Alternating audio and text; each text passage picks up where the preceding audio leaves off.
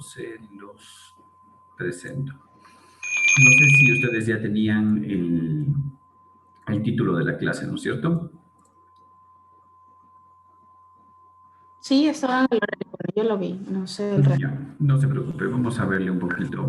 Justamente quiero hablarles algo que está empezando a utilizarse dentro del campo de la investigación y también se está utilizando en la industria, porque es una de las nuevas herramientas que se han desarrollado y una de las nuevas tecnologías que se están Ay, utilizando por justamente Dios. para mejorar y promover el uso de algunas tecnologías que en teoría no son intervenciones mayores, pero que podrían ayudarnos a mejorar muchas de las características que nosotros tenemos en eh, alimentos, en plantas medicinales, en hortalizas, en vegetales, en frutos, etcétera, etcétera, etcétera.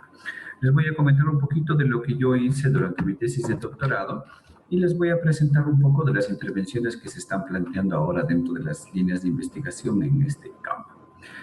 Les voy a mostrar algo sobre el estrés abiótico. Ustedes probablemente ya lo conocen, lo hayan estudiado tal vez en clases un poco. Vamos a recordar un poco de eso y vamos a ver un enfoque que le estamos dando dentro del campo de la investigación, específicamente en plantas, especialmente frutas, hortalizas, vegetales. Y yo les voy a presentar un poquito de hortalizas de hoja, que es lo que hemos trabajado, y ahora que estoy trabajando en plantas medicinales para ver justamente este potencial que puede desarrollarse con este tipo de estrés. Para recordarles que actualmente las hortalizas son consideradas unas excelentes fuentes de alimentación saludable, justamente por el aumento en la conciencia de la alimentación, que debe ser más saludable, más equilibrada. Los consumidores tenemos mayores exigencias y sofisticación, por lo cual actualmente se ha creado que una expectativa nueva respecto a los alimentos frescos. Ustedes probablemente dentro de los cursos que han recibido han visto algunos enfoques de ellos.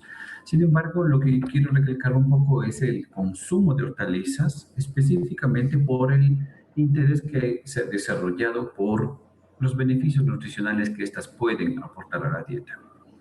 Principalmente, además de los beneficios que obviamente nos dan este tipo de productos, está que las hortalizas de hoja especialmente tienen tiempos cortos de producción. Ustedes saben, por ejemplo, en un frutal ustedes pueden cosechar después de varios años de cultivo y manejo de una planta, y sin embargo, en este caso, por ejemplo, en una hortaliza, en un vegetal de ciclo corto, lo que nosotros tenemos son espacios mucho más pequeños donde nosotros, por ejemplo, si hacemos un manejo correcto en un invernadero con un sistema hidropónico de cultivo, podríamos tener ciclos de aproximadamente entre 8 a 12 semanas en poder cultivar plantas desde el momento que tenemos una semilla hasta el momento que tenemos plantas listas para consumo. Entonces estamos hablando de que en un manejo correcto de un sistema de cultivo intensivo, por ejemplo en hidroponía, podríamos tener disponibilidad, y de hecho la tenemos. Ustedes cuando van a un supermercado pueden conseguir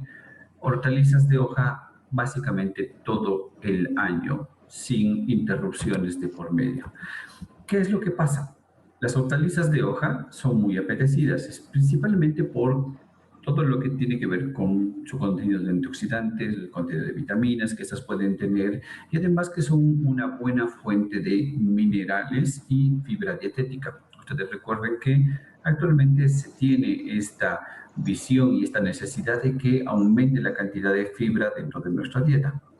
Sin embargo, ¿cuál es el problema? Cuando ustedes van a un supermercado, ustedes probablemente algunos deben haber ya desarrollado algún cierto tipo de gusto hacia unas hortalizas y otras no. Y también dentro de las mismas hortalizas hay gente que le gusta la lechuga crespa y otra que le gusta la lechuga tipo iceberg con la de cabeza, hay otras que le gustan las lechugas seda, etcétera, etcétera, etcétera. Entonces, como tenemos algunas variedades y muchos cultivares dentro de las hortalizas de hoja, que muchas veces están subjetivas a que nosotros las escojamos por la apariencia primero, por la textura No a todo el mundo le gusta una hoja dura, no a todo el mundo le gusta una hoja suave, no a todo el mundo le gusta algo que se llama latigudo, que es un término que se utiliza en las hortalizas, y también están sujetas a el sabor y el aroma que puedan tener o presentar algunas hortalizas. Si bien el sabor en el caso de las hortalizas de hoja y en particular de, por ejemplo, la lechuga, la espinaca, las acelgas, los sabores y los aromas son muy subjetivos y son muy poco perceptibles a muchos sentidos. Entonces, lo que más en realidad atrae de una hortaliza muchas veces es la apariencia y cómo nosotros definamos la textura de la misma. ¿Qué es lo que incentiva, por ejemplo, hacer este tipo de investigación con el estrés abiótico? Que por la disponibilidad y el tiempo que toma seleccionar la hortaliza, lavarla, desinfectarla, prepararla y consumirla, muchos de nosotros prescindimos de ellas. Es decir, muchas veces no nos tomamos el tiempo o creemos que es mucho el tiempo que se tiene que destinar, por ejemplo, a preparar una ensalada con respecto a la cantidad de beneficio, placer o nutrimento que pueden obtener a partir de una ensalada. Entonces, ¿qué es lo que sucede? Justamente nosotros deberíamos consumir ensaladas. ¿Cuál es el gran problema que tenemos actualmente? Nuestro estilo de vida ha cambiado drástica y muy rápidamente, muy vertiginosamente. ¿Cuál es el problema que tenemos? Que en este momento tenemos menos tiempo para hacer muchas cosas, como por ejemplo preparar una ensalada correctamente. Les puse una gráfica de un señor que saca a pasear un perrito y lo saca en su auto porque tiene pereza, le cuesta mucho quizás, o en realidad lo que hemos visto es que ahora mucho tiempo de nuestro día pasamos haciendo otras actividades que las consideramos hedónicas o simplemente no tenemos tiempo. Entonces, ¿cuál es el problema? ¿Y pues de dónde nace este estudio? Que la idea es ofrecer hortalizas acondicionadas que están procesadas y están listas para su consumo inmediato, que nosotros conocemos como hortalizas de cuarta gama, lo que se llama mínimamente procesados o alimentos listos para consumir de origen vegetal. Difieren mucho de los alimentos procesados y los ultraprocesados porque las hortalizas y alimentos de cuarta gama, los tejidos todavía se encuentran vivos, es decir, esta hortaliza, esa fruta, ese vegetal todavía encuentra haciendo actividades de respiración celular y tiene un intercambio junto con el medio que lo rodea. Puede sufrir deshidratación, generación de etileno, maduración, pardeamientos, etcétera, etcétera, etcétera. Entonces, se diferencia mucho de los de tercera gama o procesados y los de quinta gama, que son los ultraprocesados, porque los de cuarta gama en realidad son todavía considerados frutas, vegetales u hortalizas frescos, ¿ya? ¿Qué es la opción? Y ustedes deben haber visto probablemente estas opciones ya en los supermercados. Y es algo que en países del primer mundo se ha generalizado el consumo y la compra de este tipo de productos por los beneficios que pueden tener, ya que mucha gente ve justamente la necesidad de no retirar las hortalizas de su dieta, sino incentivar y consumir una cantidad más alta incluso de lo recomendado por la Organización Mundial de la Salud. ¿Cuál es el problema que tienen las hortalizas de hoja? Primero, que están sujetas a las pérdidas de los productos hortofrutícolas a nivel mundial. ¿Cuáles son principalmente? Los daños mecánicos, ya, es decir, golpes, rupturas, presión, cizallamiento y principalmente deshidratación. Otros de los cambios que pueden sufrir son cambios químicos, generación de etileno, vamos a verlo especialmente en los cambios químicos, maduración, pardeamiento, ablandamiento, tenemos justamente la pérdida de turgencia, vamos a ver la pérdida de la senescencia o la presentación de la senescencia, que es la pérdida de la turgencia de la vacuola, de la célula vegetal, aumento en la tasa de la respiración por producto del corte, que es algo que le genera estrés al tejido vegetal, el aumento en la tasa de de la producción de etileno y también alteraciones microbianas propias del procesamiento de los productos hortofrutícolas. ¿Qué va a repercutir esto? Obviamente, en la pérdida y en las alteraciones en la apariencia de la planta o de las hojas, en este caso las hortalizas de hoja, o de los vegetales, simplemente que un alimento ya no se encuentre apetecible o llame la atención para nosotros. Principalmente la pérdida de apariencia es el número uno de los determinantes para no selección y no consumo en las hortalizas de hoja. ¿Qué es lo que sucede? Justamente las hortalizas, por sus características, que son muy limitadas dentro del campo de los alimentos, porque son muy susceptibles a alteraciones, entonces se han desarrollado y surgen métodos para retardar la senescencia de estas hojas y mejorar la calidad de la hortaliza como materia prima. ¿Cómo lo podemos hacer esto o cómo logramos esto? Por medio de estrés vegetal. ¿Qué es el estrés vegetal? Bueno, quizás algunos de ustedes ya lo manejen, lo conozcan, ¿ya? El estrés vegetal son todos los factores bióticos y abióticos que producen justamente las variantes en los genes y en las expresiones de los mismos, ¿ya? Que en este caso vamos a ver y vamos a detallar un poco justamente estos tipos de estrés que podemos utilizar para la aplicación dentro de este tipo de tecnologías. ¿Qué es lo que pasa con ese estrés? Hasta ahora se conoce que se determina o ha logrado modificar o determinar el rendimiento, la calidad, especialmente la apariencia y la textura. Recuérdense que eran de los dos atributos más buscados en este tipo de productos como las hortalizas de hojas. Y también cambian mucho la fisiología del vegetal. ¿Ya? Vamos a ver un poquito más a detalle cómo lo hacen. Puede generar cambios en el tamaño celular, ya vamos a ver, adhesión intercelular, el espacio entre las células puede ser modificado, alterado, disminuido o aumentado por medio de estrés, ¿ya? La conversión de almidón a azúcar, es decir, procesos de maduración pueden ser modificados incluso por este tipo de estrés.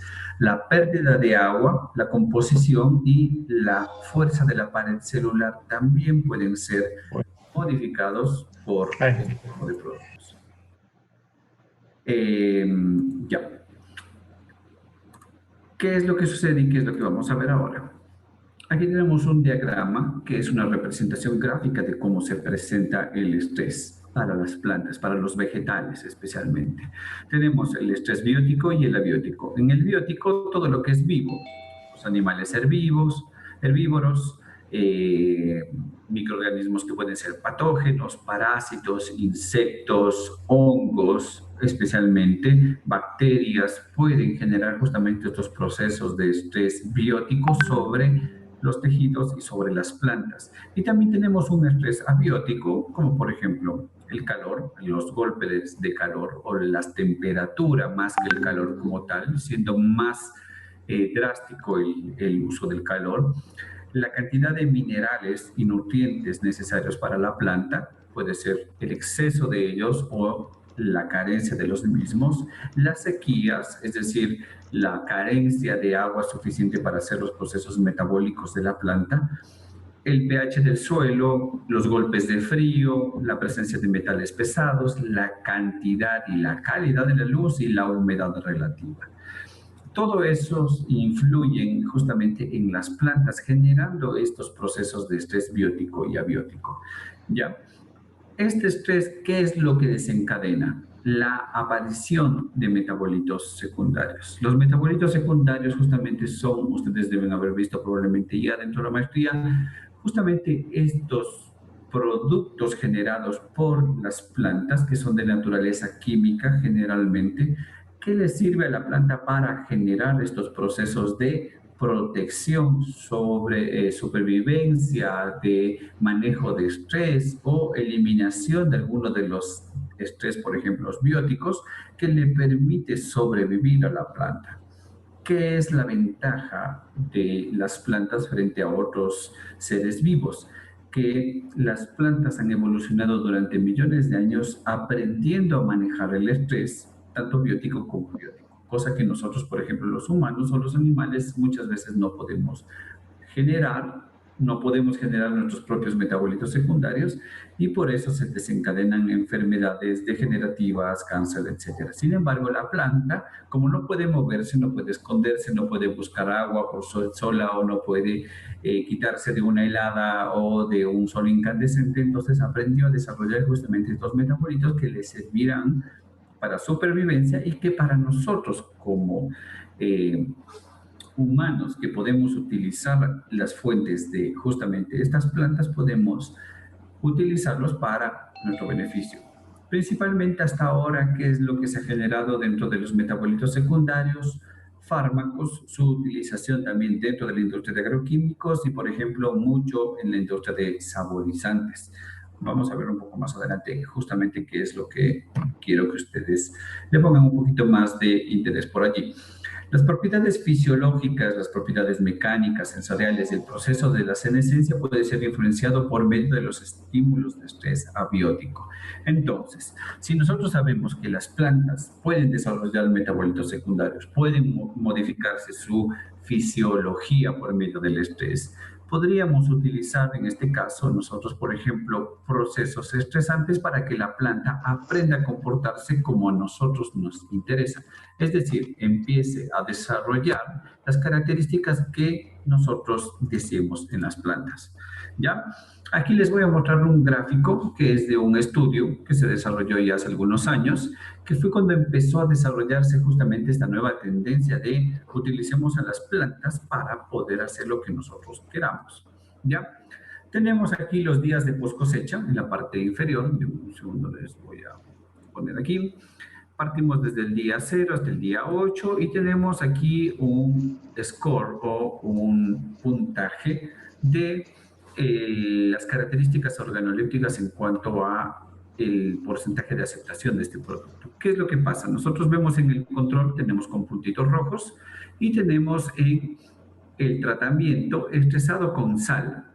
Si ustedes se fijan, conforme va avanzando los días, justamente el score, es decir, la puntuación o la valoración que tiene el grupo objetivo o nuestro panel de expertos valora cada vez menos o menos apetecible, por ejemplo, una lechuga. Esto fue justamente una ensalada de hojas. ¿Y qué es lo que sucede con las plantas o las hojas de las plantas que fueron estresadas con sal durante su cultivo? Tienen un score mucho más elevado y además tiene una variación de puntaje mucho más pequeña.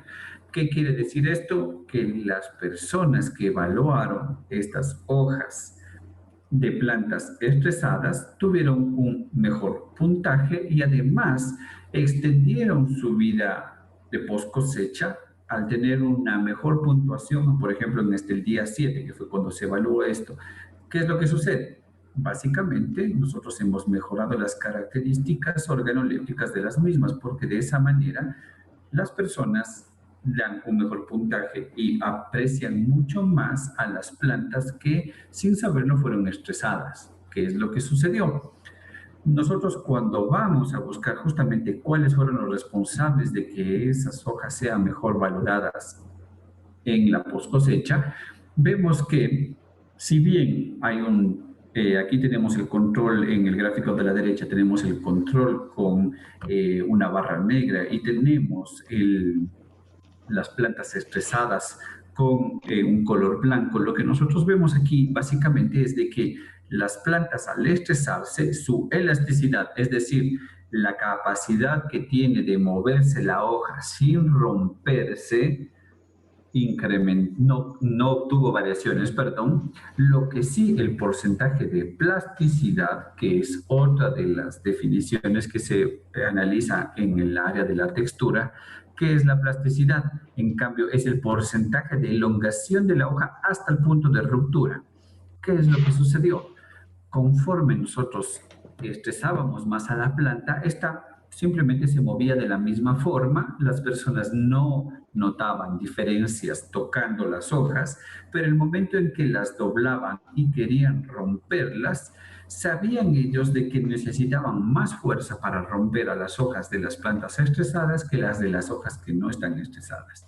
Es decir, habíamos logrado que las hojas sean más resistentes a la manipulación y se rompan menos, o que le cueste un poco más a la persona romper este tipo de hojas. ¿Cómo se puede utilizar esto? Básicamente, entonces sabemos que van a tener un mejor score, van a tener una valoración más elevada, y también sabemos que hemos cambiado de alguna manera la fisiología de esta hoja al haberla estresado. ¿Ya? ¿Qué es lo que sucede? Obviamente, ya lo vimos, mejora. ¿Qué es lo que pasa con el estrés vegetal? No solo en este caso yo les había presentado la salinidad, por ejemplo, que era una forma de estresarles a las hortalizas de hoja, unas hojas de ensalada, por ejemplo, plantas que generan hojas de ensalada, que pueden utilizarse para nosotros poder obtener estos resultados. Les había dicho, teníamos temperatura, teníamos congelación. Llegar cerca de la temperatura de congelamiento del agua le estresa muchísimo a la mayoría de las plantas. Tener sequía o estrés hídrico le genera también estrés. La salinidad, la cantidad de sal, como lo que mostraron en el estudio pasado, la cantidad del ozono o la incidencia justamente de esta molécula altamente oxidante puede generar estrés. La radiación ultravioleta, la cantidad elevada de CO2 también puede generar unos procesos prooxidativos que se han documentado en plantas que, por ejemplo, están cerca de lugares de altas concentraciones de CO2 ambiental. Bueno, inundaciones, el estrés nutricional, inundaciones se entiende como exceso de agua dentro de las radículas de las plantas. Microorganismos, insectos, la disponibilidad, nutrientes, densidad y especialmente la radiación, que es lo que les voy a mostrar un poquito yo. La radiación ultravioleta B es parte del espectro electromagnético no ionizante, representa aproximadamente el 8 al 9% de la radiación solar. Eso dependerá mucho de la longitud, la altitud y el lugar en donde ustedes se encuentren justamente dentro del globo terráqueo y las condiciones, si es primavera, verano, invierno, eso hará variar mucho la cantidad de radiación que pueden estar expuesta a una planta, ¿ya? Está dentro del rango de los 280 nanómetros a los 315, bajo los 280 estamos hablando ya de radiación ultravioleta C, la cual también puede ser utilizada para ciertos estudios, pero más que nada es utilizado por su capacidad germicida, ¿ya? Y la radiación ultravioleta A, que se ha estudiado muchísimo dentro del campo de la ecología y dentro de los niveles tróficos que se llaman, pero no se ha visto una real incidencia, por ejemplo, en este caso, sobre lo que nosotros buscábamos, que es generar estos cambios en las plantas, ¿ya? Justamente estos cambios morfológicos y en los niveles tróficos relacionados, es decir, con todos los animales, con todas las otras plantas, con todos los insectos que pueden estar relacionados, se ha estudiado mucho la radiación ultravioleta B a partir del incremento del agujero de la capa de ozono, que fue el boom desde los años 80 y que se ha estudiado durante los últimos 40 años porque se busca justamente hacer modelos predictivos respecto a la incidencia que va a tener esos incrementos de la radiación en los ecosistemas y los niveles tróficos que tienen que ver mucho con las plantas, ¿ya?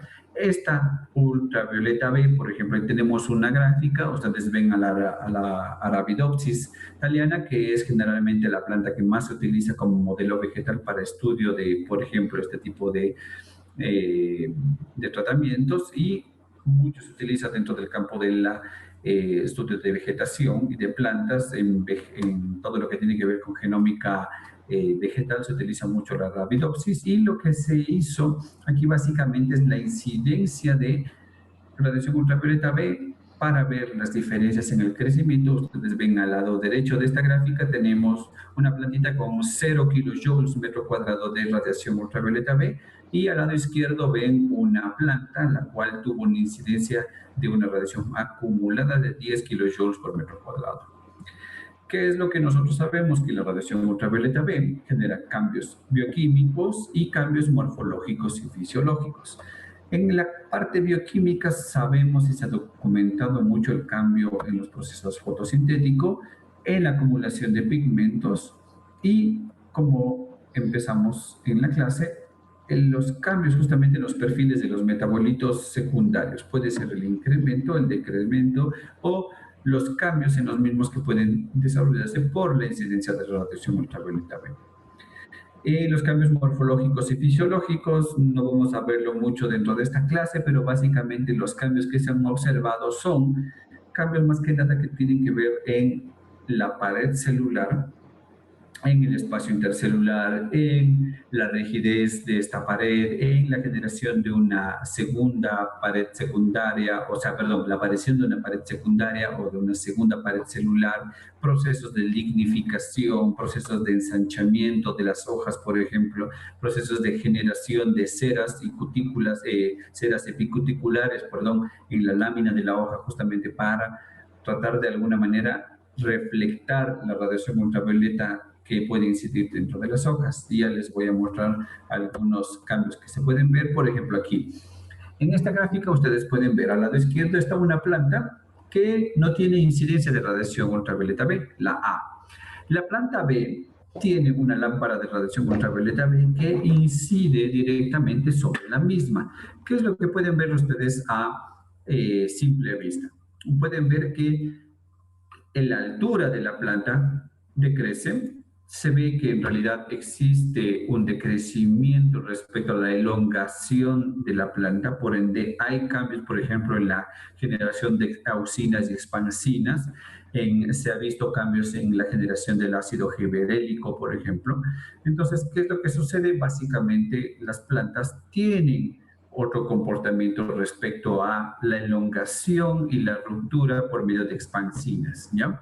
¿Qué es lo otro que ven ustedes? El área foliar, es decir, el tamaño que tienen las hojas. En el lado izquierdo ustedes van a ver plantas con hojas mucho más grandes, con láminas distendidas completamente, contrario a lo que ven al lado derecho. Hojas más bien un poco más pequeñas, con menor área foliar, y ustedes pueden ver aquí un área distendida y aquí un área encorvada. Cuando las hojas reciben demasiada radiación ultravioleta B, tienden a encorvarse, ¿ya? Y también otra cosa que ustedes ven es la generación de pequeñas hojas a los lugares, generalmente en los espacios internudos que existen dentro de las plantas, muy diferente con lo que pasa con las plantas que no reciben radiación ultravioleta B. Justamente, disminución de altura, disminución del área foliar, reducción del número de estomas. Otra cosa era el número de estomas. Generalmente, cuando ustedes ven aquí en el lado izquierdo, ven muchos puntitos en estas hojas porque la cantidad de estomas que se encuentran en el área adaxial es mucho más alta en las plantas que no están expuestas a radiación excesiva. Con respecto, en cambio, a las que sí reciben mucha radiación, lo que vemos es que disminuye la cantidad de estomas en la cara adaxial, pero se incrementa en la cara abaxial, ¿ya? Es decir, la mayor cantidad de estomas van a ir en la parte de abajo que no está expuesta a la radiación. Se dan estos encorvamientos de hoja, estos espacios internudos más cortos y aumenta el número de hojas. ¿Por qué sucede esto? Básicamente porque es la forma en que la planta tiene remediaciones específicas contra la radiación. Si ustedes, por ejemplo, chicos, simplemente observando, ven en el páramo, ¿ya? ¿Cómo son las plantas del páramo? Ustedes pueden ver que generalmente hay paja, que tiene un área foliar bajísima, o ven pequeños arbustos que no son muy elevados, no son muy grandes, con hojas pequeñas, con muchas hojas pequeñas, y que todas esas hojas tienen unas ceras y tienen justamente estos compuestos, van a ver colores mucho más oscuros, casi rojos o negros, en el caso de algunas plantas de alto páramo. Comparen las plantas o la vegetación que tiene, por ejemplo, en la selva, que estamos casi a nivel del mar, o cuando ustedes ven plantas que simplemente están a menor altitud, van a ver que el tamaño de la hoja se incrementa porque justamente las hojas no van a recibir una incidencia tan alta de la radiación. Entonces, mientras menos radiación tengan, en teoría las hojas se vuelven más grandes porque pueden aprovechar más la luz sin tener procesos de estrés generados por la radiación. Y lo que se ve también en la gráfica aquí, si ustedes ven, tenemos la hoja en un corte transversal. Lo que ustedes ven aquí es la parénquima superficial, o de arriba ven las células como se engrosan y se vuelven con una mayor cantidad de pigmentos con respecto de la izquierda versus la derecha. También la clorofila en esta parte está en la parte superior, en la cara axial, y cuando existe una radiación muy elevada, la clorofila tiende, o los cloroplastos, mejor dicho, tienden a situarse en la parte central, ya que de esa manera van a ser más eficientes frente a mucha radiación. La redistribución, el engrosamiento de la hoja, obviamente son hojas más gruesas, más duras, y también cambia la composición de esas ceras epicuticulares, ¿ya? Algo de lo que vamos a ver un poquito respecto a cómo eso incide en hojas y plantas que son de interés, ¿ya? Por ejemplo, les voy a mostrar aquí un poquito también algunos estudios. Si ustedes ven aquí, tenemos acelgas de colores diferentes, ¿ya? En la parte de arriba superior izquierda, ustedes pueden ver unas hojitas. Aquí estamos, perdón, voy a mover esto, aquí. Tenemos desde la dosis más baja, ¿ya? Esta es la intensidad de lo que ustedes ven. Las 10 microwatts centímetro cuadrado es la intensidad de la radiación ultravioleta B.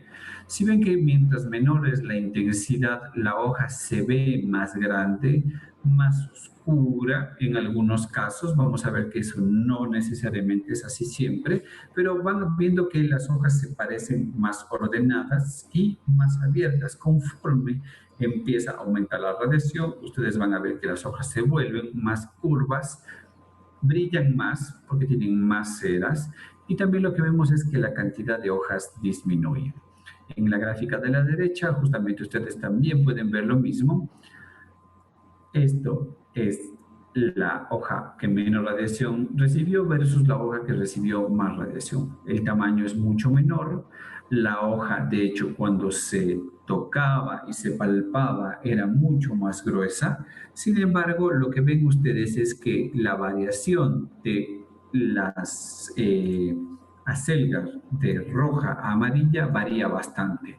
Y eso fue algo de lo que se estudió muchísimo, porque las acelgas varían mucho de acuerdo al color de su nervadura. En algunas vamos a ver que predominan los carotenoides y en otras van a ver que predominan los flavonoides. Entonces, ¿qué es lo que nosotros buscamos y qué es lo que vimos? Eran justamente algunas isoflavonas, algunas moléculas de carotenoides específicas que justamente se incrementan o disminuyen dependiendo de la cantidad de radiación. En el lado izquierdo ustedes pueden ver, por ejemplo, aquí el área foliar de una lechuga baby, ¿ya? La variedad Kinevia versus la Versailles. Ustedes, la Versailles es la roja, van a ver que la lechuga que tiene nervadura roja, en realidad no le importa mucho la cantidad de radiación que reciba. En el eje de las X está la intensidad de radiación que puede recibir, y la quinevia generalmente era una lechuga más bien verde, de hoja muy verde, de nervadura casi blanca, la cual le afecta muchísimo la radiación ultravioleta. Y lo que ustedes pueden ver es justamente lo que está con la flechita roja, cómo decrece el área foliar conforme aumenta la radiación. Entonces, ¿qué es lo que nosotros vemos aquí? Que obviamente la radiación si no es manejada correctamente, puede tener efectos negativos, ¿ya? ¿Qué es lo que pasa con esta radiación ultravioleta? Produce efectos morfológicos y bioquímicos. Tenemos al lado izquierdo Arabidopsis thaliana sin radiación ultravioleta, al lado derecho Arabidopsis thaliana con radiación ultravioleta alta. En la de izquierda 0 kilojoules, ese es nuestro control, y en la derecha vemos 10 kilojoules metro cuadrado.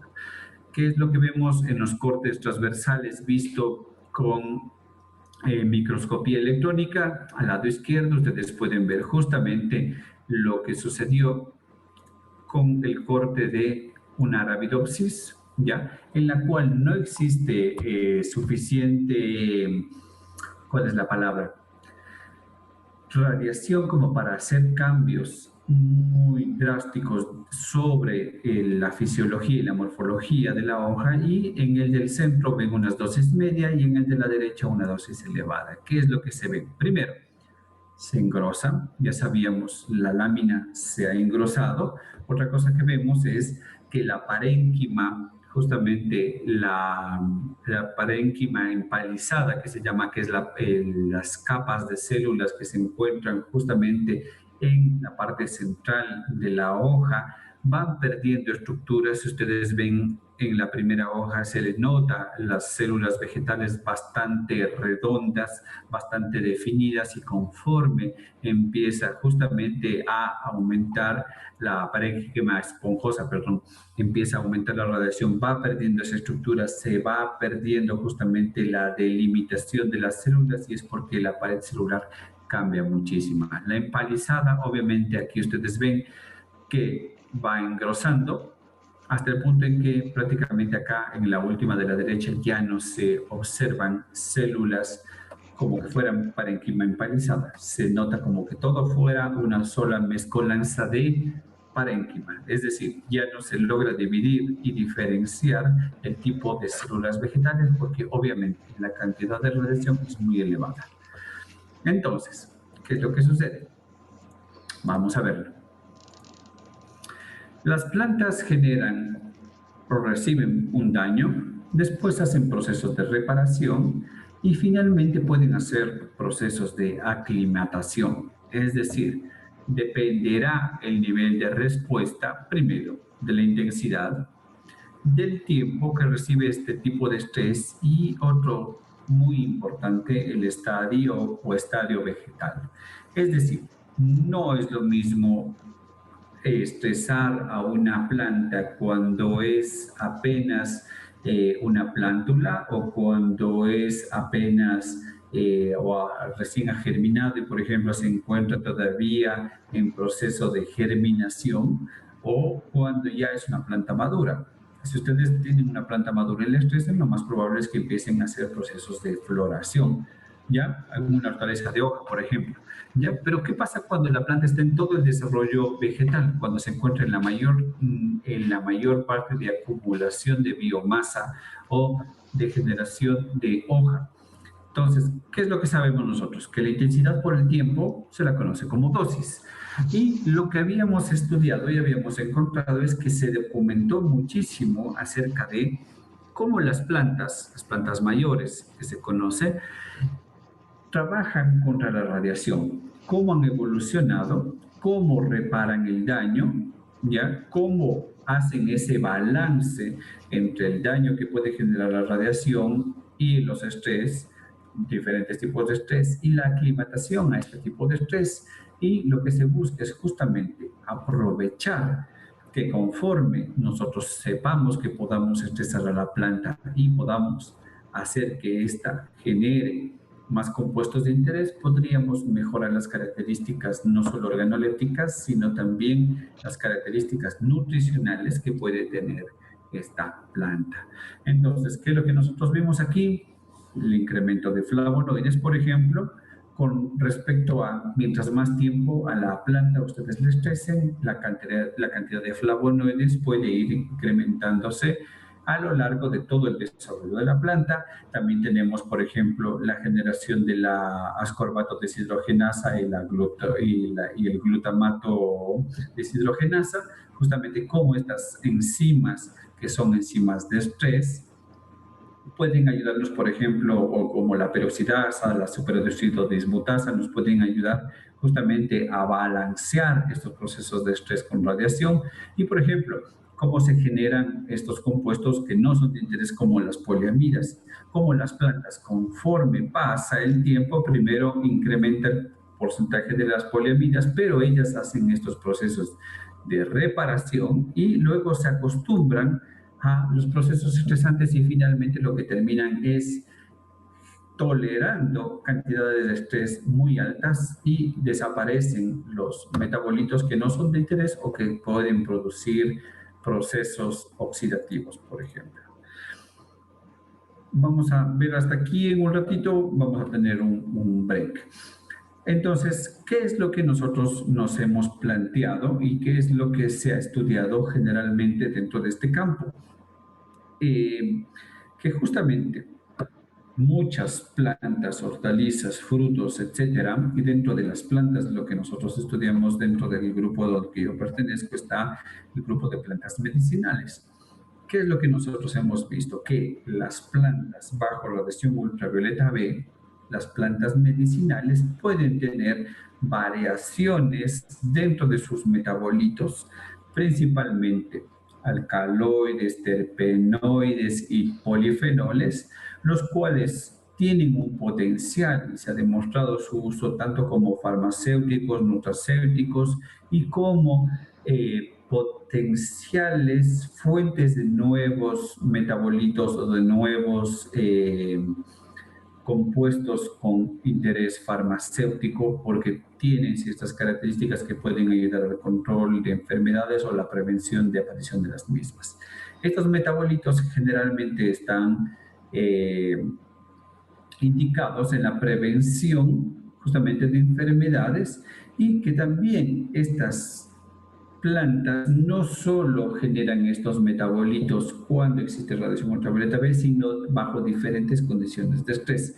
No sé si fue con ustedes, chicos, que yo conversé el otro día respecto a algunas tesis que nosotros estamos yendo a ofertar. Justamente tiene que ver con la incidencia de la radiación y los perfiles farmacéuticos de algunas plantas medicinales, las cuales pueden ser notablemente cambiadas, variadas o alteradas por medio de las formas de cultivo de las mismas. Es decir, no es lo mismo cultivar una manzanilla en la ciudad de Guayaquil que cultivarla en la ciudad de Quito, que cultivarla en Cuenca probablemente o cultivarla en la provincia de Cotopaxi a más de 3.000 metros sobre el nivel del mar. Eso cambiará mucho el perfil metabólico de la planta y puede que las características farmacológicas o de interés farmacéutico cambien muchísimo respecto a lo que nosotros queremos versus lo que obtenemos por medio del estrés en este caso de la radiación ultravioleta B o diferentes otros tipos de estrés que pueden ser de tipo abiótico.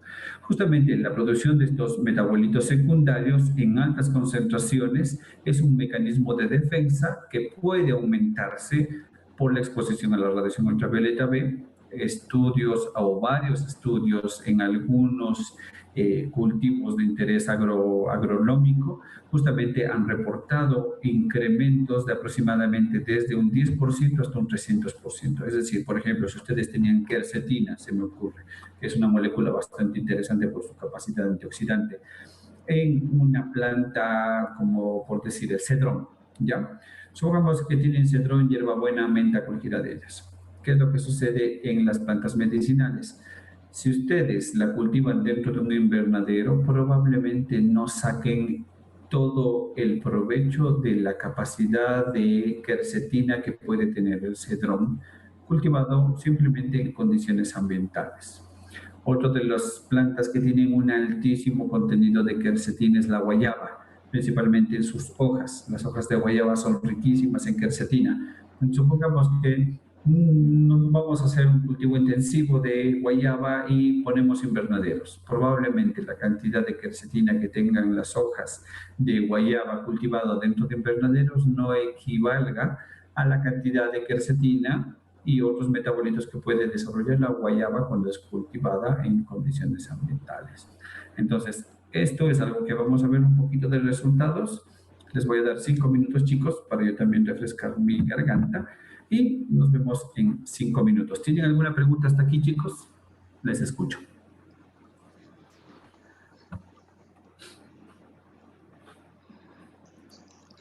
Buenas tardes, doctor. Sí, entonces, Cuéntame. de acuerdo a este informe, las mejores condiciones para realizar estudios de las plantas es que la planta esté en condiciones normales, o sea, a la naturaleza, para poder saber qué metabolitos secundarios ha producido. De hecho, es bastante interesante, ya que lo dice usted, Mireia.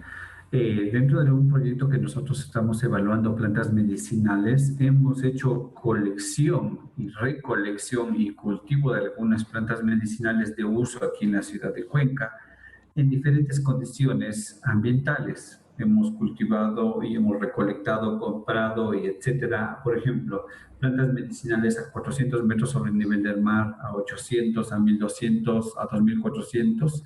¿Y qué es lo que se ve? Que los perfiles de los metabolitos van cambiando. Entonces, pero no en todas las plantas los beneficios aumentan conforme la planta se estresa más. De hecho, lo que vamos a ver es que depende la cantidad de estrés que ustedes les puedan generar a la planta, hay un umbral. Si la planta está demasiado estresada y tiene una cantidad de estrés que no puede tolerar, se vuelve un ambiente prooxidativo y lo que la planta medicinal, por ejemplo, o una hortaliza, una fruta puede darles como beneficios, va a ser mucho menor a lo que una planta que se sabe cuál es su umbral de estrés puede generar.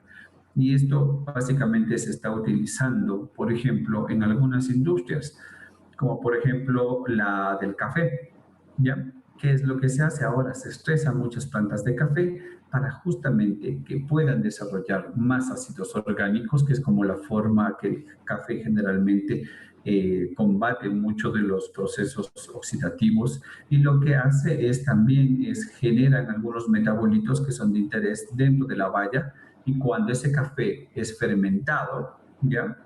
El café tiene mucho más aroma y tiene mucha más acidez. Entonces generamos un producto que tiene una ventaja comparativa versus a otros tipos de café que simplemente se los ha dejado en cultivo intensivo en sombra, por ejemplo. Entonces, ¿qué es lo que se vio? Que si ustedes modifican agronómicamente el cultivo, pueden de alguna manera mejorar algunas características, perder otras, dependerá la planta, el cultivo, el sistema de manejo, la edad de la misma. Lo que les dije, no es lo mismo estresar cuando está en cotiledones, por ejemplo, una planta, que cuando está en segunda hoja verdadera, que cuando está antes de floración. Dependerá mucho, y los casos de estudio se los voy a presentar unos en un momento para que ustedes vean qué es lo que nosotros hicimos y cómo fue que respondieron estas plantas. ¿Alguna otra consulta, chicos? Sí, yo tenía una duda. Yo había Dígame, leído Lucy. alguna vez algo de esto del estrés abiótico y Sí. habían dos cosas que siempre me llamaban la atención. Algunos autores identificaban esto del estrés abiótico como una causa de producción de compuestos que eran perjudiciales para la salud humana. Y otros autores indicaban que este estrés, a pesar de dar buenos resultados en ciertos casos, en cambio, le quitaba a la planta, por ejemplo, vitalidad, resistencia a plagas. Entonces, no sé si se tomó en cuenta o tiene algo de esa información, tal vez. Claro, Lucy, muchas gracias. Generalmente, a ver, la planta puede, depende del tipo de estrés, depende del tipo de planta y depende, como les digo, el estado fisiológico de la misma, puede generar diversos tipos de metabolitos. No solo existen metabolitos que son de interés desde el punto de vista nutricional, nutracéutico, como alimento funcional, que nosotros es lo que estudiamos particularmente yo, que es una de mis áreas de investigación, que son los alimentos funcionales. También hay plantas que generan compuestos antinutricionales frente al estrés, es correcto. De hecho, la mayor parte de plantas en algunos casos generan compuestos del tipo alcaloides y algunos compuestos antinutricionales que la mayoría pueden ser perjudiciales para muchas personas. Sin embargo, ¿qué es lo que sucede? Todo depende de la óptica en que usted mire. Si es que a usted le interesa producir alcaloides que luego pueden ser extraídos para ser utilizados con fines farmacéuticos, lo que le interesa es estresarle mucho a la planta para que genere estos alcaloides naturales que ustedes después pueden extraer y, por ejemplo, clasificar con algún tipo de característica farmacológica, sedante, anticonvulsivo, analgésico, antiinflamatorio, etcétera, etcétera, etcétera, ¿ya? ¿Qué es lo que sucede si le vemos desde el punto de vista que, por ejemplo, a ustedes probablemente les guste o hayan probado el chocho, ¿no es cierto? También el lupinus, que es la especie que es el chocho. ¿Qué pasa con el chocho? El chocho es una fuente muy rica de proteína, pero tiene una cantidad altísima de compuestos antinutricionales amargos del tipo alcaloide. ¿Qué es lo que se hace generalmente aquí? Cuando existe tantos alcaloides, nosotros lo que hacemos es un desaguado. Deben haber visto la mayoría de leguminosas son muy buenas produciendo alcaloides. ¿Y qué es lo que se hace? Se desagua el poroto, el frijol, la lenteja, los chochos, el garbanzo, la soya. Son plantas que generan muchos alcaloides. De hecho, la soya genera una cantidad muy elevada de alcaloides. ¿Y qué pasa, por ejemplo, con productos de hojas verdes, como por ejemplo la espinaca? También puede generar alcaloides, pero ¿esos alcaloides son malos o son buenos? ¿Son antinutricionales o no? Cada alcaloide es diverso, depende del origen del mismo. Entonces, no hay una receta. Por ejemplo, la otra vez vi un estudio donde utilizaban alfalfa para alimentación de conejos y a la alfalfa la estresaban. Pero cuando llegó un punto en que estresaron demasiado la alfalfa, ya no acumuló más clorofila, ya no acumuló astaxantinas, lo que empezó a acumular es alcaloides. Y estos alcaloides hicieron el efecto contrario en los conejos. Empezaron los conejos a tener problemas gástricos y a bajar de peso. Pero entonces ahí viene justamente lo que les mostré en ese título de un estudio que decía balancing, justamente llegar al balance entre el estrés y la biorremediación que hacen las plantas. Entonces, claro, el estrés puede reducir el rendimiento de una planta, puede reducir o puede afectar, por ejemplo, la cantidad de carga de un frutal, sí, correcto. Pero ¿qué pasa con esos frutos que cargaron?